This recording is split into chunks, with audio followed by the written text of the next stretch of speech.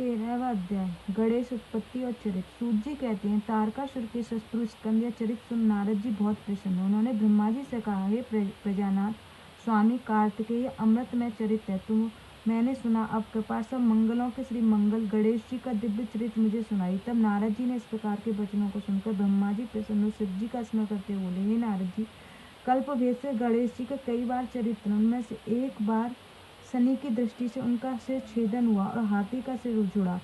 श्वेत कल्प में होने वाले गणेश जी की उत्पत्ति कहता हूँ, जिससे कृपालु शंकर जी ने उनका सिरोच्छेदन किया। सृष्टिकर्ता शंकर के विषय में सब कुछ संदेह करना योग्य नहीं, क्योंकि सबके पति शंकर जी सुगुण हैं और निर्गुण ही। वह लीला से वह जगत की उत्पत्ति और पालन संहार करते हैं। मुनि, अब आदर सहित उनके चरित्र को सुनो।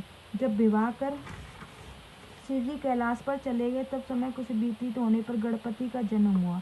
एक समय की बात है, जय और विजय नामक पार्वती जी की दो सखियों ने परस्पर विचार किया कि पार्वती से जाकर कहा कि हे शंकर जी के द्वारा जो हमारे असंख्य गण एवं द्वारपाल विराजमान रहते, उन पर हमारा अधिकार होते हुए भी कुछ अधिकार नहीं है, क्योंकि हमारा मन उनसे नहीं मिलता।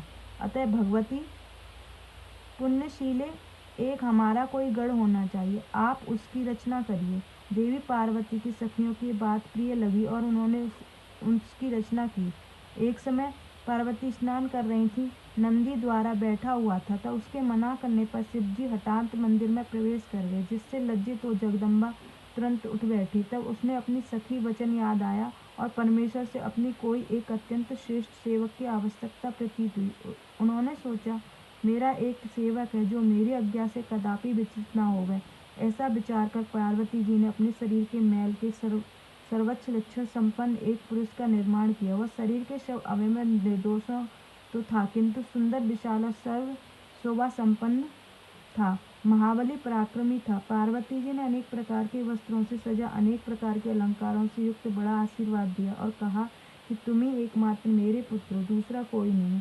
तब मुझ पुत्र ने पार्वती जी से कहा, हे माता, मेरे लिए क्या आज्ञा है, मैं आपकी सब आज्ञाओं को पूर्ण करूंगा। पार्वती जी ने कहा, तुम मेरे द्वारा रक्षक रहो, मेरी आज्ञा के बिना कोई भी कैसा क्यों न हो मेरे घर के भीतर न आए, कितना भी कोई हट क्यों न करे, तुम उसे आने न देना। ऐसा कर कर पार्वती ने गणेश जी के हाथों में एक लकड़ी दे दी और प्रेम से मुख चूमकर द्वार पर बैठा दिया। वह लकड़ी ले गणेश जी माता जी के द्वार पर जा बैठे। तब पार्वती फिर जाकर स्नान करने लगी। उसी समय शिव जी के द्वारा पर आ गए और जब अंदर जाने लगे तो शिव जी को न जानकर गणेश ने कहा, मेरी माता की आज्ञा के बिना आप नहीं जा सकते। माँ के समय स्नान कर रही, तुम कहाँ जाते हो, या चले जाओ। यह कहकर गणेश जी ने लकड़ी ले उन्हें रोक दिया। शिव जी ने कहा, मूर्ख, तू किसको रोकता है, क्या मुझे नहीं जानता, मैं शिव हूँ।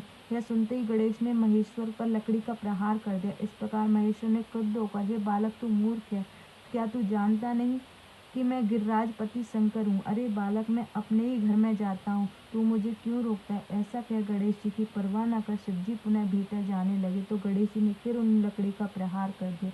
इस पर शिव जी क्रुद्ध हुए, अपने गणों की आज्ञा दे दी, उसे रोको। ऐसा कह शिव जी बाहरी स्थित रहे, अद्भुत लीलाधारी संसार को अपनी लीला दिखाने लगे। इति शिव महापुराण चतुर्थ खंड का 13वां अध्याय समाप्त। जय गुरु जी, शुक्राना।